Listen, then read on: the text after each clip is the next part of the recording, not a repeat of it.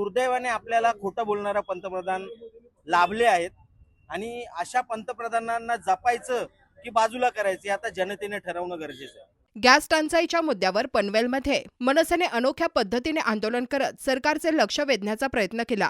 पनवेल महापालिकेसमोर मनसे कार्यकर्त्यांनी गटारात पाईप टाकून त्यातून येणाऱ्या गॅसवर शेगडी पेटवण्याचा प्रयत्न करत प्रतिकात्मक आंदोलन केले।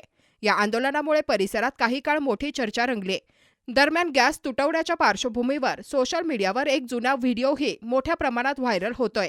त्या व्हिडिओमध्ये नरेंद्र मोदी हे गटारातील गॅसचा उपयोग करून इंधन म्हणून वापर करण्याच्या प्रयोगाबद्दल बोलताना दिसतात। या व्हिडिओचा उल्लेख करत मनसे कार्यकर्त्यांनी सरकारवर टीका केली। यावेळी मनसेचे पनवेल शहर प्रमुख योगेश चिले यांनी सरकारवर जोरदार हल्लाबोल केला। नागरिकांना घरगुती गॅस मिळत नाही, लोकांना स्वयंपाकासाठी त्रास सहन करावा लागतो, मात्र सत्ताधारी नेते फक्त आश्वासनांची फेकाफेक करत आहेत, अशी टीका त्यांनी केली। नरेंद्र मोदी यांनी देशातल्या तरुणांना विज्ञानाची आवड निर्माण व्हावी म्हणून एक वैज्ञानिक प्रयोग सांगितला होता की कोणत्याही नाल्यामध्ये तुम्ही भांड उपडं करा, त्याला भोग पाडा आणि त्याच्यातून पाईप काढून तो सरळ शेगडीला जोडला तर तुम्हाला गॅस मिळतो नाल्यातला आणि त्याच्यावर हवं तेवढं जेवण करा, चहा करा, जे पाहिजे ते करू शकता। आता देशामध्ये एलपीजी गॅसचा तुटवडा निर्माण झालेला आहे, मोदीजींच्या धोरणांमुळेच झालेला आहे। जागतिक युद्धाचं फक्त ते नाव दिलं जात आहे। तर आम्ही म्हटलं हा प्रयोग जर सक्सेसफुल झाला, मोदीजींनी करून बघितलेला आहे, त्यामुळे हा सक्सेसफुल झाला तर सगळ्यांनाच घरच्या घरी गॅस मिळेल। तर त्याच्यामुळे आम्ही आज एक भांडं आणलं, त्याला होल पाडला, त्याच्यातून पाईप काढला आणि तो या शेगडीला जोडला।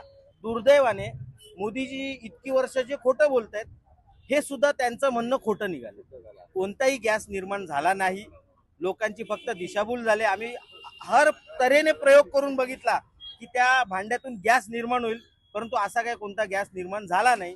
मला फक्त याच्यातून आम्हाला देशाच्या नागरिकांना हेच सांगायचं आहे की दुर्दैवाने आपल्याला खोटं बोलणारा पंतप्रधान लाभले आहेत आणि अशा पंतप्रधानांना जपायचं की बाजूला करायचं हे आता जनतेने ठरवणं गरजेचं आहे। आमची पनवेल महानगरपालिकेसमोर आंदोलन करण्याचा एकच उद्देश होता की शेवटी काही झालं, हे जरी तहसीलांच्या अखत्यारीत जरी येत असलं तरी आम्ही महानगरामध्ये राहतो। आमच्यासाठी मायबाप महानगरपालिकाच आहे। महानगरपालिकेने सुद्धा या प्रश्नाकडे लक्ष दिलं पाहिजे। महापौर इथे बसतात, महापौर हे पालक आहेत संपूर्ण महानगराचे। अशा पद्धतीने जर तुटवडा निर्माण होत असेल तर महापौरांचं देखील काम आहे की त्यांनी देखील जाऊन तहसीलदारांना भेटलं पाहिजे आणि त्यांच्यातून नागरिकांना अडचणी निर्माण होणार नाहीत याच्यासाठी प्रयत्न केले पाहिजेत। त्यांना त्याची, इथल्या नगरसेवकांना त्याची जाणीव व्हावी म्हणून जाणीवपूर्वक महानगरपालिकेसमोर आम्ही आंदोलन करतो। 100% अपयश आहे। मोदीजींनी सांगितलं होतं 2 महिने पुरेल इतकं इंधन आपल्याकडे उपलब्ध आहे, असं असताना फक्त 4 दिवसामध्ये त्यांनी दिलेलं आश्वासन खोटं ठरलेलं आहे। त्यामुळे याची खरं तर लाज वाटली पाहिजे सरकारला। ज्या पद्धतीने काल पनवेलमध्ये 2-2, 3-3 तास रांगेत उभं राहून सुद्धा लोकांना सिलेंडर मिळत नव्हता, याची दखल नगरसेवकांनी घेतली पाहिजे।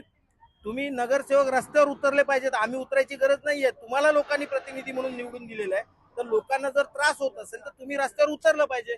दुर्दैवाने ते उतरत नाहीयेत म्हणून आम्हाला उतरावं लागलंय। तुम्ही पाहत आहात विस्टा न्यूज मराठी।